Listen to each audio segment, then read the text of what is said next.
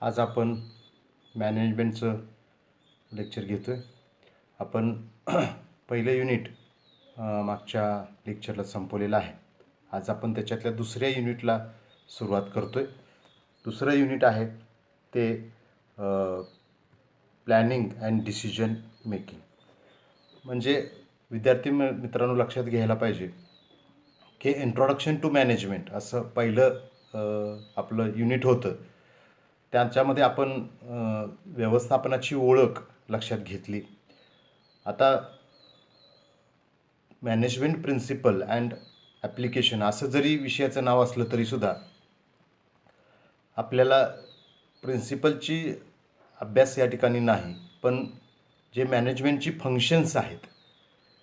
आता आपल्याला माहिती आहे की मॅनेजमेंटची फंक्शन अगदी फोरकास्टिंगपासून चालू होतात. प्लॅनिंग, डिसिजन मेकिंग असेल, ऑर्गनायझिंग असेल, किंबहुना कम्युनिकेशन असेल, डायरेक्टिंग असेल, कंट्रोलिंग असेल, अशी वेगवेगळ्या प्रकारची ही जी काही व्यवस्थापनाची कार्य आहेत, या कार्यांचा आता आपण इथून पुढं अभ्यास आहेत. म्हणजे इथून पुढचे जे काही युनिट असणार आहेत ते एक दोन व्यवस्थापनाची कार्य असणार आहेत. त्याच्यामध्ये मोटिवेशन असणार आहे, लिडरशिप असणार आहे. याच्यातली काही कार्य आहेत ही आपल्याला या पहिल्या सेमिस्टरला आहेत, काही कार्य आहेत हे दुसऱ्या सेमिस्टरला आहेत. म्हणजे पहिलंच युनिट फक्त इंट्रोडक्शन टू मॅनेजमेंट, व्यवस्थापनाच्या संदर्भामध्ये त्याचं महत्त्व असेल, वैशिष्ट्य असेल वगैरे आपण सगळं लक्षात घेतलं. त्यानंतर आता या दुसऱ्या युनिटमध्ये आपल्याला काय लक्षात घ्यायचं आहे तर प्लॅनिंग. अर्थात व्यवस्थापनाचं पहिलं कार्य फॉरकास्टिंग समजलं जातं, परंतु त्याला एवढं फारसं महत्त्व नाही, कारण ते प्लॅनिंगच्या अंतर्गतच इन्क्लूड असल्यामुळं आपण प्लॅनिंग हेच व्यवस्थापनाचं पहिलं कार्य असं समजतो. त्यामुळं प्लॅनिंगचा आपल्याला अभ्यास आहे. प्लॅनिंगचं अर्थ, डेफिनेशन या ठिकाणी आहेत. टाईप्स ऑफ प्लॅनिंग आपल्याला अभ्यासायचे आहेत. स्टेप्स इन प्लॅनिंग प्रोसेस आपल्याला अभ्यासायचे आहेत. आणि जे फॉरकास्टिंग मी मगाशी म्हटलं त्या संदर्भात इन्व्हायरमेंटल ॲनालिसिस अँड डायग्नोसिस, हे इंटरनल एक्सटर्नल इन्व्हायरमेंट आहे ते आपल्याला अभ्यासायचं. त्याची म्हणजे ह्या पर्यावरणाचं जे काही हे विश्लेषण आणि निदान आहे त्याची व्याख्या लक्षात घ्यायचं आहे, महत्त्व लक्षात घ्यायचं. आणि स्वॉक ॲनालिसिस आपल्याला आहे. स्वॉक मीन्स स्ट्रेंथ, विकनेसेस, ऑपॉर्च्युनिटी आणि चॅलेंजेस असं आहे. त्यानंतर व्यवस्थापनाचं दुसरं महत्त्वाचं जे कार्य आहे ते आहे डिसिजन मेकिंग, अर्थात निर्णय घेणं. योग्य वेळेला योग्य निर्णय घेणं हे आपल्या आयुष्यात जसं महत्त्वाचं असतं तसं व्यवसायामध्ये प्रत्येक ठिकाणी महत्त्वाचं असतं. कारण निर्णय चुकला की पुढच्या सगळ्या गोष्टी चुकल्या हे आपल्याला माहिती आहे. कन्सेप्ट असेल त्याची निर्णयाची, काय निर्णय घेणे म्हणजे काय संकल्पना हे या ठिकाणी आपल्याला असायचं आहे. निर्णयाचं महत्त्व आपल्याला अभ्यासायचं आहे. डिसिजन मेकिंग प्रोसेस, निर्णय घेण्याची प्रक्रिया आहे अर्थात ती आपल्याला अभ्यासायची आहेत. याच्याबद्दल आपण अनभिज्ञ आहोत, माहिती नाही आपल्याला. परफेक्ट रॅशनॅलिटी आणि बाउंडेड रॅशनॅलिटी हा त्याच्यातला निर्णयाच्यातला दोन भाग आहेत, तो आपण लक्षात घेणार आहे.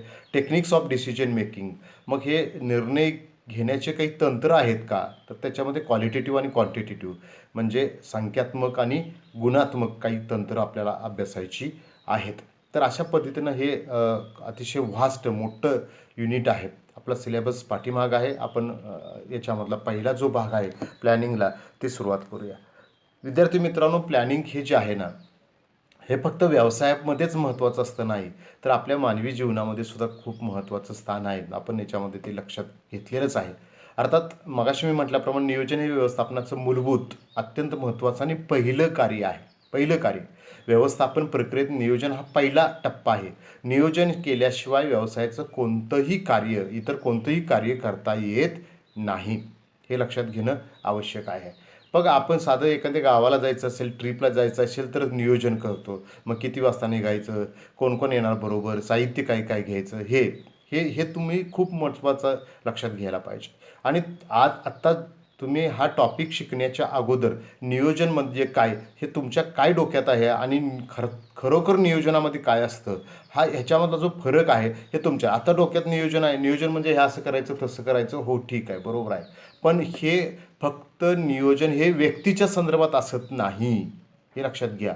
मी पुढे ते वाक्य आहे, मी आत्ताच त्याचं क्लॅरिफिकेशन देत नाही, पुढे ते आहे जे वाक्य येईल त्यावेळेला त्याचं क्लॅरिफिकेशन देतो. नियोजन हे केवळ म्हणजे मानवाशी किंवा व्यक्तीशी संबंधित नाही, तर नियोजन हे खरोखर सर्वसमावेशक आहे. आता आपण हे लक्षात घ्या, नियोजन हे केवळ व्यवसाय करता नाही आवश्यक असते असं नाही, तर मानवी जीवनामध्ये सर्व क्षेत्रात नियोजनाला महत्त्वपूर्ण स्थान आहे. मानवाचा प्रत्येक टप्पा जो आहे, मानवी विकासाचा प्रत्येक टप्पा आहे, आपल्या जीवनाचा जो प्रत्येक टप्पा आहे, त्या प्रत्येक टप्प्यात नियोजन विद्यार्थी मित्रांनो खूप महत्त्वाचं आहे. नियोजन हे ध्येय प्राप्तीचं एक साधन आहे. नियोजनामध्ये काय काय महत्त्वाचं असतं? नियोजनामध्ये आपण ठरवतो की मला हे अचीव करायचं आहे. आता तुम्ही बी.कॉम फर्स्टला आहात, तुम्हाला ग्रॅज्युएशन करायचं आहे, त्यानंतर तुम्हाला नोकरी किंवा उद्योग, व्यवसाय, धंदा, व्यापार काही ना काहीतरी करायचं आहे. कारण तुम्ही एवढी 10-15 वर्ष या शैक्षणिक प्रक्रियेमध्ये घालवणार आणि तुम्हाला काही M.Com किंवा MBA बाकीचं काय आणि उच्च शिक्षण घ्यायचं असेल, तर शिक्षण घेऊन म्हणजे तुम्ही जेवढं जास्त शिकाल तेवढी तुम्हाला जास्त चांगली नोकरी किंवा जास्त चांगला व्यवसाय तुम्हाला करता येईल. कारण तेवढा जास्त तुम्हाला शैक्षणिक अनुभव त्याच्यामध्ये मिळतो. कारण शिक्षण म्हणजे काय असतं शेवटी, कसं शिकायचं ते शिकणं असतं. म्हणजे कोणतीही गोष्ट आपण ज्यावेळेला मग नोकरीमध्ये आपल्याला गोष्टी शिकाव्या लागतात, व्यवसायामध्ये शिकाव्या लागतात, ह्या गोष्टी सगळ्या ज्या आहेत. म्हणून मी तुम्हाला पहिल्यांदा बी.कॉम फर्स्टला स्वागत का केलं, तर तुम्ही ह्या 3 वर्षामध्ये जे विषय शिकणार आहेत ना, हे तुम्हाला नोकरी करायचं असू दे किंवा उद्योग, व्यवसाय, व्यापार, धंदा काही करायचा असू दे, त्याच्यामध्ये तुम्हाला खूप खूप महत्त्वाचं ज्ञान, माहिती या ठिकाणी या विषयातून मिळणार. कारण सगळे विषय आपले हे व्यवसायाशी आणि आपल्या जीवनाशी, आपल्या व्यवहाराशी निगडीत असणाऱ्या गोष्टी आहेत. मी तुम्हाला अनेक वेळा म्हणतो, हे कुठं शिकवलं जातं, म्हणजे लॉजिक कुठे शिकवलं जातं, व्यवहार ज्ञान कुठे शिकवलं जातं, ह्या सगळ्या गोष्टी असतात. ही मॅनर्स इटिकेट्स कुठे शिकवले जात असतात. विद्यार्थी मित्रांनो, आम्ही तुम्हाला हे शिकवत असतानाच या गोष्टी सांगत असतो. म्हणजे तुम्हाला उद्या काय ध्येय प्राप्त करायचं आहे, म्हणून आम्ही म्हणतो की तुम्ही आम्हाला 5 वर्ष द्या, तुमच्या म्हणजे आयुष्याची 50 वर्ष तुमची सुखासमाधानाची, आनंदाची जातील. पण ही 5 वर्ष तुम्ही जर काही वाया गेली तुमची, तुम्ही चांगल्या पद्धतीने तुमचं ध्येय निश्चित करून त्या ध्येयाच्या मार्गाने वाटचाल केलं नाही, तर मात्र पुढची आयुष्यातली आता 20 वर्ष तुमची होणार आहेत ग्रॅज्युएट होत असताना, आणि पुढची 50 वर्ष, 70 वर्षाचं तुमचं आयुष्य धरलं, तर पुढचं 50 वर्ष जे आहेत हे तुम्हाला सुखासमाधान, आनंदाने घालवायचं असेल, तर ह्या 5 वर्षामध्ये तुम्हाला हे जे काही करिअर एज्युकेशन आहे ते 12वी पर्यंत तुम्ही जे घेतले ते फंडामेंटल एज्युकेशन, मूलभूत शिक्षण घेतलं. आता तुम्हाला जे आहे ते करिअरचं आहे की त्याच्यातून तुम्हाला करिअर मिळणार आहे, संधी उपलब्ध होणार आहे. तर त्या संदर्भातलं तुमचं ध्येय काय आहे, हे तुमच्या वैयक्तिक जीवनामध्ये, व्यवसायामध्ये सुद्धा प्रत्येक गोष्टीमध्ये काय आहे, आम्हाला एवढा नफा मिळवायचा आहे, आम्हाला एवढ्या वस्तूंचं उत्पादन करायचं आहे, आम्हाला एवढ्या वस्तू विकायच्या आहेत वगैरे, हे ध्येय असतं. ते प्राप्त करण्यासाठी फक्त 10 कोटी रुपये मला नफा मिळवायचा आहे, एवढं एक वाक्य ठरवून चालणार आहे की नाही. मग 10 कोटी कसा मिळवणार आहे, त्याच्यासाठी किती वस्तू तयार करायला लागणार आहेत, किती त्याची किंमत ठरवावी लागणार आहे, त्याच्यासाठी वितरणाची साखळी कशी निर्माण करायला, त्याच्यासाठी ग्राहक कसे मिळवायचे आहेत, बाजारपेठ कशी काबीज करायची आहेत, त्याला विक्रेता, ह्या सगळ्या गोष्टी त्याच्यामध्ये येणार ना. प्रत्येक योजनेचा किंवा सहाय्यक योजनेचा मुख्य उद्देश संस्थेला ध्येय प्राप्तीकरिता मदत करणे हा असतो. कोणतंही नियोजन कशासाठी असतं, तर त्या व्यवसायाचं, हे आता मी सांगितलं 10 कोटी रुपये मिळवण्याला. आता नियोजन हे असतं ना, हे परिस्थिती सापेक्ष असतं. परिस्थिती सापेक्ष म्हणजे परिस्थिती बदलली की त्याप्रमाणे ते बदलत्या परिस्थितीप्रमाणे त्याच्यामध्ये बदल घडवून आणावा लागतो. म्हणून त्याला परिस्थिती सापेक्ष असतं. कारण सगळ्यात विद्यार्थी मित्रांनो 2 गोष्टी महत्त्वाच्या घ्यायला पाहिजेत. हे नियोजन हे भविष्यकाळासाठी असतं. पण ते वर्तमान काळात केलं जातं. वर्तमान काळात करत असताना उद्या काय घडेल, भविष्यात काय घडेल, याचा एक निश्चित अंदाज, काय शब्द वापरतोय बघा मागे, निश्चित अंदाज आपण करतो. निश्चित अंदाज हा कधी निश्चित असत नाही, पण आम्ही त्याला निश्चित कधी म्हणू शकतो, जर तुम्ही केलेला अंदाज हा जर शास्त्रशुद्ध पद्धतीनं सायंटिफिक टेक्निक्स वापरून केलेला असेल, तर दिस इज कॉल्ड सायंटिफिक फॉरकास्टिंग. निश्चित अंदाज त्याला तुम्ही म्हणू शकता. तुम्ही त्याला कोणत्या टेक्निक्स वापरल्या, हे महत्त्वाचं. आणि हेच आपल्याला या नियोजनामध्ये लक्षात घ्यायचं आहे. नियोजन हे भविष्यकाळासाठी असतं आणि भविष्यकाळ हा नेहमी अनिश्चित असतो. 2 वाक्य खूप महत्त्वाची लक्षात घ्या. तुम्ही याच्यामधलं कुठेही लिहून टाका. हे नियोजन हे भविष्यकाळासाठी असतं आणि भविष्यकाळ हा अनिश्चित असतो. तो अनिश्चित असणारा भविष्यकाळ आपल्याला लक्षात घ्यायचा आहे, त्याचा निश्चित अंदाज करायचा आहे, हे लक्षात घ्या. नियोजनाचा अर्थ आपण लक्षात घेऊया. व्याख्या आहे नियोजनाची एक, किंवा त्याच्यापूर्वी आपण काही गोष्टी लक्षात घेऊया.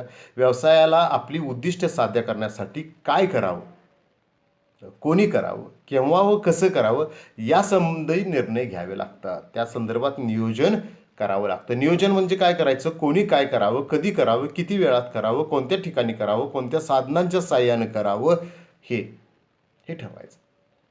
म्हणजेच भविष्यकाळात निर्माण होणाऱ्या परिस्थितीचा अंदाज घेऊन योजना आखावी लागते. ही योजना म्हणजेच नियोजन असतं.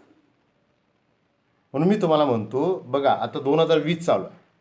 2025ला तुम्ही काय असाल, कुठे असाल, काय करत असाल. 2025ला मला एक चांगली नोकरी लागलेली असेल किंवा मी एखादा व्यवसाय सुरू करण्याचा पूर्णपणे प्रयत्न केलेला असेल, माझा व्यवसाय सुरू होण्याच्या मार्गावर असेल, किंबहुना माझा व्यवसाय सुरू झालेला असेल. तुम्ही CS कंपनी सेक्रेटरी होता तर 5 वर्षांनी मी कंपनी सेक्रेटरी झालेला असेल, चार्टर्ड अकाउंटंट झालेला असेल, एखाद्या चांगल्या कंपनीत मी मॅनेजर झालेला असेल. 2025ला काय असणार आहे तुम्ही, तर हे 5 वर्षाचं तुम्हाला नियोजन करायचं आहे. 2023ला मी ग्रॅज्युएट होणार, त्यानंतर 2 वर्ष मी आणखी काहीतरी शिकणार किंवा नोकरी, उद्योग, व्यवसाय, व्यापार, मग बँकिंगची POची पोस्ट असेल, क्लार्कची पोस्ट असेल, या सगळ्या गोष्टीसाठी मी ट्राय करणार. पण कधीपासून करणार, 2020 पासून. माझं आत्ता ध्येय निश्चित झालं. I am become a manager, I am become a company secretary. मला हे व्हायचं आहे, मी होणार, मी उद्योजक होणारच, मी मॅनेजर होणारच, मी अमुक होणारच. हे आज ठरवायला पाहिजे आणि मग 5 वर्षाचं तुम्हाला नियोजन करायला पाहिजे. तुम्ही आम्हाला 5 वर्ष द्या म्हणजे कशासाठी द्या, तर याच्यासाठी द्या. तुम्ही हे ठरवा, आम्ही सांगणार तुम्हाला. जानेवारी एंडपर्यंत तुम्ही तुमचं ध्येय निश्चित करा. 31 डिसेंबरपर्यंत तुम्ही 31 डिसेंबर 2020ला तुमचं ध्येय निश्चित झालेलं असेल आणि जानेवारी 21 पासून त्याचं प्लॅनिंग चालू झालं असेल. 2025पर्यंत ते प्लॅन 5 वर्षाचा मास्टर प्लॅन असेल. त्या प्लॅनमध्ये तुम्ही सक्सेस झाले असेल. Plan your work then work your plan. आता काय बघा, महत्त्वाचं वाक्य आहे. प्लॅन युअर वर्क म्हणजे तुम्ही तुमच्या कामाचं नियोजन करा, तुमच्या ध्येयाचं तुम्ही नियोजन करा. ध्येयच त्याचं पुढचं सगळं नियोजन करेल. याप्रमाणे नियोजन होत असतं. नियोजन ही एक बौद्धिक आणि सतत चालणारी प्रक्रिया. आपल्याला वाटतं एकदा 5 वर्षाचं ठरवून दिलं, नाही. दररोज त्याचं काय होतंय, दररोज परिस्थिती बदलत्या का, त्याच्यात काय थोडासा चेंज करावा लागतो, थोडासा. नाही, इथं मी ठरवलं होतं मॅनेजर होणार आहे, आता मी धंदा चालू करणार आहे. मी उद्योजक होणार आहे ठरवलं होतं, नाही आता मला नोकरी करायची. हा बदल नाही. हा बदल तुमच्या मनाने केला, परिस्थितीने केला का, नाही केला. आणि परिस्थितीने केला असेल तर तुमचा निश्चित अंदाज जो परिस्थितीचा तुम्ही घेतला होता, जे ठरवलं होतं, हे चुकीचं होतं. म्हणजे तुमचा डिसिजन चुकलेला आहे. नियोजन मध्ये काय असतं पहा, कृतीपूर्व विचार. हे सगळ्यात महत्त्वाचं. कृतीपूर्व विचार. 3 शब्द आहेत. कृतीपूर्व विचार म्हणजे कोणतीही कृती करण्यापूर्वी विचार करणं. थिंकिंग बिफोर डुईंग हे नियोजनाचं सूत्र आहे, फॉर्म्युला आहे हा नियोजनाचा. कोणतीही कृती कोणती करा, जेवायचं आहे त्याच्यापूर्वी विचार करा, किती जेवायचं आहे, काय जेवायचं आहे, मला एखादं हे काय करायचं आहे तर ते किती करायचं आहे, कोणी करायचं आहे, कसं करायचं आहे, किती प्रमाणात करायचं आहे, त्याच्यासाठी वेळ किती लागणार, पैसा किती लागणार, साधनं कोणती लागणार, ओके, माणसं कोणती लागणार. भान ठेवून योजना आणि बेभान होऊन त्या राबवा. ठरवत असताना भान ठेवा, पण राबवत असताना बेभान झालं पाहिजे. मी काही केलं तर ते पूर्ण करणारच. नियोजन ही कार्यसिद्धीची गुरुकिल्ली आहे. एखादं काम झालं नाही ना, आमचं नशीबच फुटकं, असं आपण दोष देतो. नाही, दोष तुम्ही नियोजन तुमचं चुकलं, तुमची निर्णय प्रक्रिया चुकली, त्याला द्या ना. असं झालं, यानं तसं केलं, त्यानं तसं केलं, असंच झालं बघा, पैसेच मिळाले नाहीत बघा, हे झालं बघा, हे रडगाणी नको आहेत. तुम्ही विचारपूर्वक ठरवा. तुम्ही ठरवणार आहात आणि मग परत तुम्हीच कशाला ओरडताय, नाही चालणार. तुम्हाला एखादं कार्यसिद्धीला न्यायचं असेल तर त्याची गुरुकिल्ली, त्याची की तुमच्याच हातात आहे. ती कधी घालवायची, कधी त्याच्यात घालायची कुलपात, कधी फिरवायची, कधी कुलूप उघडाय, हे तुमचं बघ. आणि तुम्ही ध्येय ठरवणार नसेल तर म्हणजे तुम्ही कुलपात किल्लीच घालायला तयार नाही, कुलूपच बघायला तयार नाही. ते लॉक तसंच लॉक ठेवा, तसंच ठेवा. 5 वर्ष तसंच ठेवा आणि परत MIDCत कामाला जावा. नाहीतर मुलींनी स्वयंपाक शिका, लग्न करून मोकळं व्हा. कशाला वेळ घालवायचा 5 वर्ष?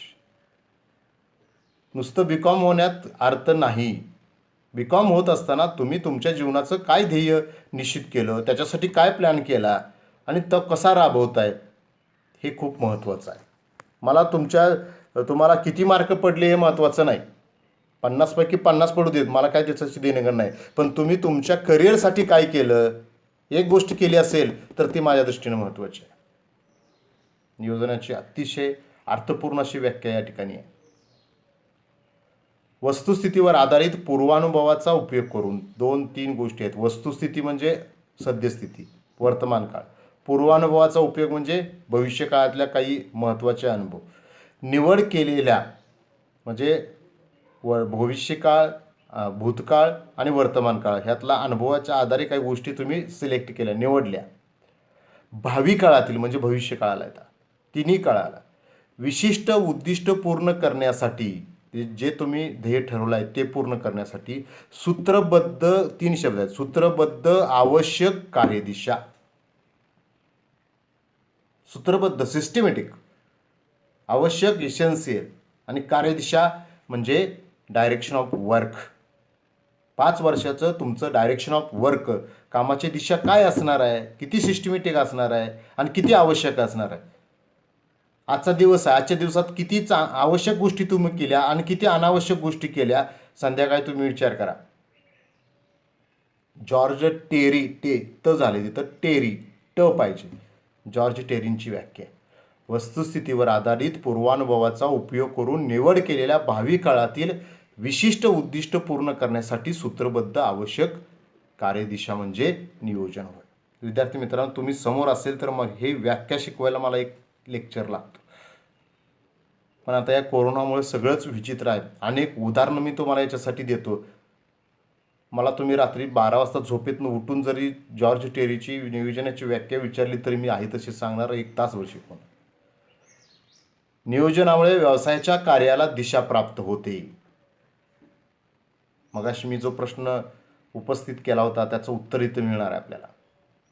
नियोजन काय करतं, आपल्या आयुष्याला दिशा प्राप्त करतं, आपल्या व्यवसायाला दिशा प्राप्त करतं किंवा कोणत्याही कार्याची दिशा प्राप्त करतं. ज्या गोष्टीचं तुम्ही नियोजन करणार आहात ते तुम्हाला डायरेक्शन दाखवतं, मार्गदर्शन दाखवतं. जसं आपण एखाद्या ठिकाणी जाण्यासाठी रस्ता दाखवतो किंवा तुम्हाला आता नॅव्हिगेशनवरती, मॅपवरती जसं दिसतं ते, हे डायरेक्शन आहे. आपण म्हणतो ना, इकडं जावा, डाव्या बाजूला वळा किंवा पूर्वेला 4 पावलं जावा किंवा इकडं, असं. हे आपल्याला नियोजन या ठिकाणी करतं.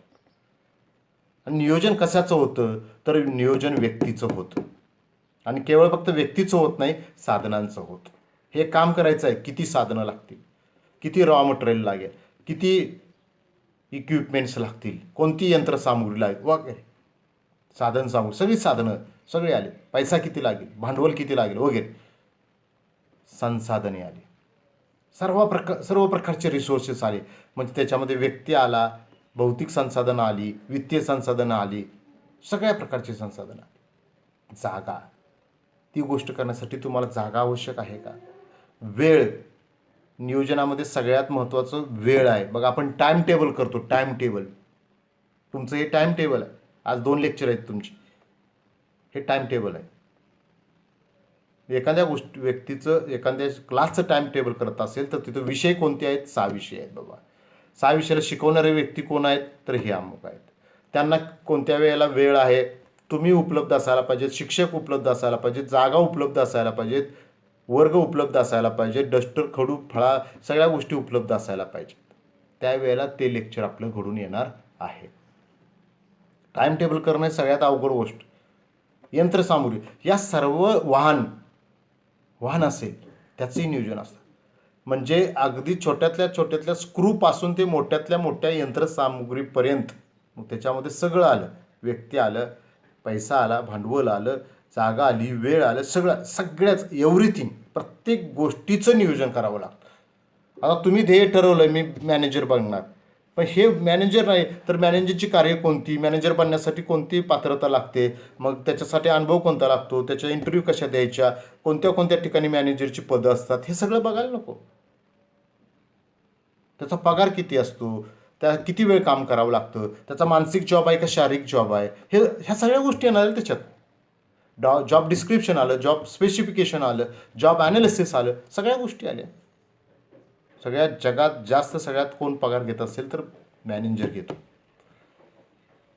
त्याची जबाबदारी काय, त्याचे अधिकार काय वगैरे. नियोजन हे सर्वसमावेशक असावे लागते. प्रत्येक गोष्टीचं नियोजन करावं लागतं. नियोजनासाठी दूरदृष्टी, भविष्य काळामध्ये काय घडणार आहे, कसं घडणार आहे, आणि मला काय व्हिजन आपलं मिशन. मनुष्य व्हिजनरी असावा लागतो, म्हणजे दूरदृष्टी. मी 2025ला काय असेन जो बघू शकतो ना, तो जो इमॅजिन करू शकतो, त्याच्यासाठी दूरदृष्टी असते. बघा, घर बांधताना तुम्हाला आर्किटेक्चर त्याचा प्लॅन देतो, त्याचं ड्रॉइंग देतो तुम्हाला. अगदी कलर वगैरे, झाडं वगैरे, नवीन घर असतं पण तिथं 20 वर्षाचं झाड असतं. असं सगळं तुम्हाला डेकोरेटिव्ह आकर्षक त्याचं कलर वगैरे घालून त्याला डिझाईन देऊन त्याला side view, front view, back view, सगळं व्ह्यू देऊन तुम्हाला ते दाखवतो. मग तो माझं घर असं असणार. आता घर बांधताना तुम्ही एवढं सगळं, मग तुमचं आयुष्य तुम्ही ठरवताना त्याचं कसं कसं प्लॅन करायला पाहिजे, तसं त्याचं कसं ड्रॉइंग करायला पाहिजे, बरं लक्षात घे. ते ठरवतोय का आम्ही? म्हणजे एवढं मोठं आयुष्य, एका साध्या ट्रिपला जायचं असेल तर त्याचं नियोजन करतोय, घर बांधायचं, सगळ्या गोष्टीचं नियोजन कर. मग तुमच्या आयुष्याचं का नियोजन करत नाहीत? 2025, 2030, 2040, 2050, 60-70. दूरदृष्टी पाहिजे. आणि अनुभव पाठीमागचा 20 वर्ष तुम्ही जगलात, 17-18 वर्ष वय आहे तुमचं. 17-18 वर्ष वयामध्ये तुम्हाला काय एक्सपिरियन्स आले तुमच्या जीवनाबद्दल, तुमच्या आवडीबद्दल, तुम्हाला राग कशाचा येतो, तुम्हाला समाधान कशाचं वाटतं, तुमच्या हॉबीज काय, सगळं हे तुम्हाला कळलं ना. तुमच्या स्ट्रेंथ सगळ्या कळल्या, तुमचे विकनेसेस सगळ्या कळल्या, आणि ह्याच्यावरून तुम्हाला कोणत्या अपॉर्च्युनिटी आहेत ते, आणि त्याचं वास्तवतेचं भान पाहिजे, वास्तव माहिती पाहिजे. आपली कपॅसिटी किती आणि आपण ठरवतोय की काय, हे सुद्धा खूप महत्त्वाचं आहे. त्याचा कुठंतरी लिंकेज त्याच्यामध्ये असायला पाहिजे. ठीक आहे विद्यार्थी मित्रांनो, हे नियोजनाबद्दल खूप प्राथमिक माहिती आपण पाहिली. आता नियोजनाचे प्रकार, हे नियोजनाचे, आता आपण व्यवसाय चालू, आता तुमच्या वैयक्तिक जीवनाचा मी इथं उल्लेख कुठेही करणार नाही. हे आता व्यवसायाच्या संदर्भात आहे. व्यवसायामध्ये हे काही ठराविक नियोजनाचे असंख्य प्रकार आहेत, पण यातले ठराविक, आणि ते आपण अतिशय फास्ट या ठिकाणी लक्षात घेतोय. कार्यात्मक नियोजन, फंक्शनल प्लॅनिंग. याच्यामध्ये उत्पादन नियोजन, उत्पादन कोणत्या वस्तूचं करायचं, किती प्रमाणात करायचं, कोणत्या साईजचं करायचं, कधी करायचं, त्याच्यासाठी रॉ मटेरियल कोणता, त्याचं डिझाईन काय, त्याचं सगळ्या गोष्टी, त्याची क्वालिटी कशी ठरवायची, क्वालिटी कंट्रोल कसं करायचं, हे सगळं नियोजन त्याच्यामध्ये येईल. कारण उद्या वस्तू विकायची असेल तर ती आज रेडी लागते, हे लक्षात घ्या. मग आज वस्तू रेडी करायची असेल तर त्याच्या अगोदर त्याचं सगळं झालं पाहिजे. म्हणजे 1 जानेवारीला वस्तू विकायची असेल आणि आत्तापासून मला तयारी करायची असेल तर 1 जानेवारीला तो प्रॉडक्ट रेडी पाहिजे मार्केटमध्ये. त्याला उत्पादन नियोजन. वित्त नियोजन हे सगळ्यात महत्त्वाचं असतं. वित्त नियोजन म्हणजे पैशाचं, भांडवलाचं नियोजन. याच्यामध्ये खेळतं भांडवल आलं, स्थिर भांडवल आलं, स्वतःचं भांडवल किती, कर्जाऊ भांडवल किती, त्याचा रेशिओ काय असायला पाहिजे. उद्या कोणतीही गोष्ट, मी ज्या वेळेला तुम्हाला वित्तीय फायनान्स सांगेन, मी पूर्वी बोललो आहे की तुम्ही ज्या वेळेला एखादी वस्तू घेतायत, किमान एखादी वस्तू, आणि ती जर डेड होणार असेल, म्हणजे डेड इन्व्हेस्टमेंट असेल, त्याच्यापासून डेड इन्व्हेस्ट काय, त्याच्यापासून तुम्हाला पैसे परत मिळणार नसतील तर 50% तुमचा ओन फंड पाहिजे, तुमचं स्वतःचं, आणि 50% तुम्ही कर्जाऊ. पण आम्ही काय करतो, 90-95% कर्ज काढतो आणि 5%च फक्त स्वतःचं घालतो. इथं तुम्ही अडचणीत येऊ शकता. फायनान्शियल प्लॅनिंग, कर्ज किती काढायचं, कर्ज देतात हो बँका, कर्ज घेणं खूप सोपं आहे, पण कर्ज फेडणं हे महाकठीण आहे. कारण फेडत असताना तुम्ही आर्थिक परिस्थिती खालवली आहे, मला नफाच झाला नाही, आमच्या वस्तू विकल्या, असलं काही फालतू सांगून चालत नाही. दररोज आज व्याज पडतं दररोज, आणि बाय डिफॉल्ट पडतं. मध्यरात्री 12 वाजायला 1 मिनिटाला कमी बघितलं आणि 12 वाजून 1 मिनिटानं बघितलं तर 1 दिवसाचं व्याज तिथं पडलेलं असतं. मनुष्यबळ नियोजन आहे आजकाल सगळ्यात महत्त्वाचं आहे, आणि मनुष्याला ही व्यवसायाची संपत्ती आजकाल समजली जाते. ह्युमन रिसोर्स याचं नियोजन मग त्याचं भरती कशी निवड, त्याचं प्रशिक्षण कसं, त्याचा कामगिरी कशी मोजायची, त्याला काढायचं, बढती कशी द्यायची, प्रमोशन कसं द्यायचं, त्याचा पगार वाढ, मोबदला, त्याच्या सगळे बाकीचे सेवा सवलती भत्ते, त्याला मोटिवेशन कसं द्यायचं, फायनान्शियल मोटिवेशन, नॉन फायनान्शियल, ह्या सगळ्या गोष्टी त्याच्यामध्ये येतात भरपूर. आणि सगळ्यात महत्त्वाचं आज कोणतं नियोजन असेल फंक्शनलमध्ये तर विपणन नियोजन. तुम्ही तयार केलेल्या वस्तू, तुम्ही विकत घेतलेल्या वस्तू विकल्या गेल्या पाहिजेत, खरेदी केलेल्या वस्तू विकल्या गेल्या पाहिजेत. म्हणून तुमचं विपणनामध्ये काय येतं, विक्रीपूर्व कार्य, विक्री आणि विक्रेतर सेवा. आज विक्री नियोजन म्हटलं जात नाही, विपणन नियोजन. मग तुमचे कायमचे ग्राहक किती, तुमची कायमची बाजारपेठ किती, बाजारपेठेतला तुमचा हिस्सा किती, तुमचं ब्रँड, तुमचं नावलौकिक, तुमचं पॅकिंग, तुमचं वस्तूची किंमत, तुमचे स्पर्धकांच्या वस्तूची किंमत, तुमची क्वालिटी सगळ्यात महत्त्वाची, या सगळ्या गोष्टी याच्यामध्ये. कालावधीनुसार नियोजन, अल्पकालीन आणि दीर्घकालीन. अल्पकालीन म्हणजे आपण 1 वर्षाचा काल लक्षात घेतो, आणि दीर्घकाल म्हणजे 1 वर्ष ते 5 वर्षाच्या दरम्यान लक्षात घेतो. आणि आजकाल परिस्थिती इतकी फास्ट बदलते, त्यामुळं अल्पकालीन नियोजन हे यशस्वी होण्याची शक्यता जास्त असते. पण तुम्ही 1 वर्षाचं लक्षात घेऊन दीर्घकालीन नियोजन करू शकता. त्यानंतर उद्देशानुसार आर्थिक नियोजन, वित्त वेगळं, वित्त म्हणजे फायनान्स, आणि आर्थिक म्हणजे इकॉनॉमिकल नियोजन. तुम्ही प्रत्येक गोष्ट किती इकॉनॉमिकली करताय, त्याच्यामध्ये तुम्ही किती बचत करताय, की तुमचा खर्च किती तुमचा कंट्रोलमध्ये आहे. एखादा व्यक्ती 10 रुपयात वस्तू तयार करतो आणि तो 15ला विकतो, पण त्याच्यामध्ये तो 2च रुपये खर्च करतो वस्तू विकण्यासाठी, म्हणजे 3 रुपये त्याला फायदा मिळतो.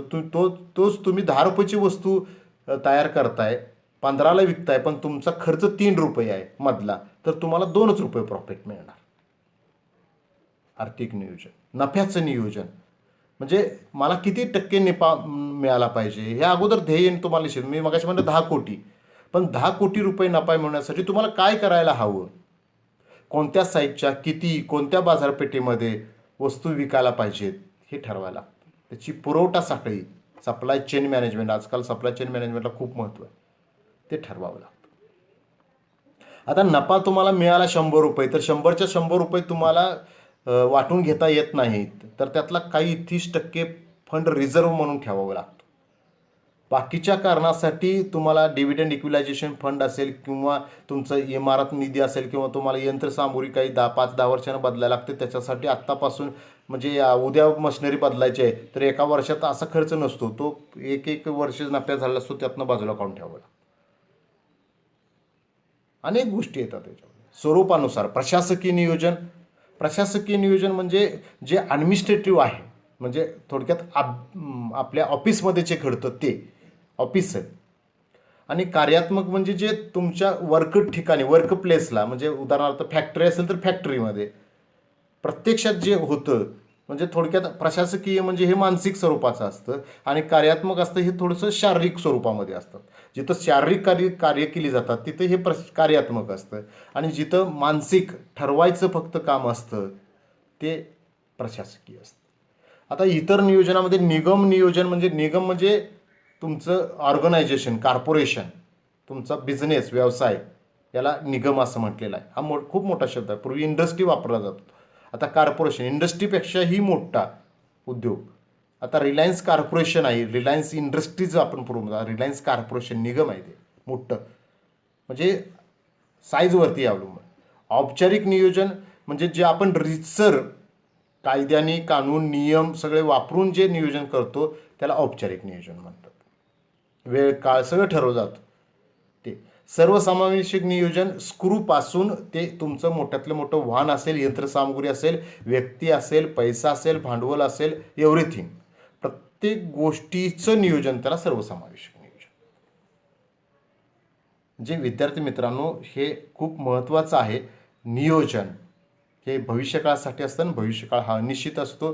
काय लक्षात घेतलं आपण? 2-3 शब्द सांगतो. Plan your work, then your work your plan.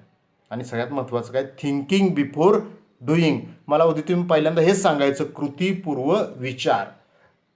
उद्या लेक्चर चालू होताना मी तुम्हाला पहिल्यांदा विचारणार की काल काय झालं, तर तुम्ही मला सांगायचं आहे कृतीपूर्व विचार. Plan your work, then work your plan.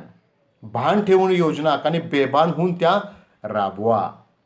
नियोजन ही कार्यसिद्धीची गुरुकिल्ली आहे. नियोजन काय करतं? तर आपल्याला कार्याची दिशा दाखवतं. ठीक आहे. तर आजचं लेक्चर तुम्ही माझं शांतपणे ऐकून घेतलं आणि खरोखर तुम्ही तुमच्या जीवनाचं सुद्धा प्लॅनिंग कराल, तुमच्या आयुष्याचं प्लॅनिंग कराल, अशी मी आशा व्यक्त करतो आणि थांबतो. धन्यवाद.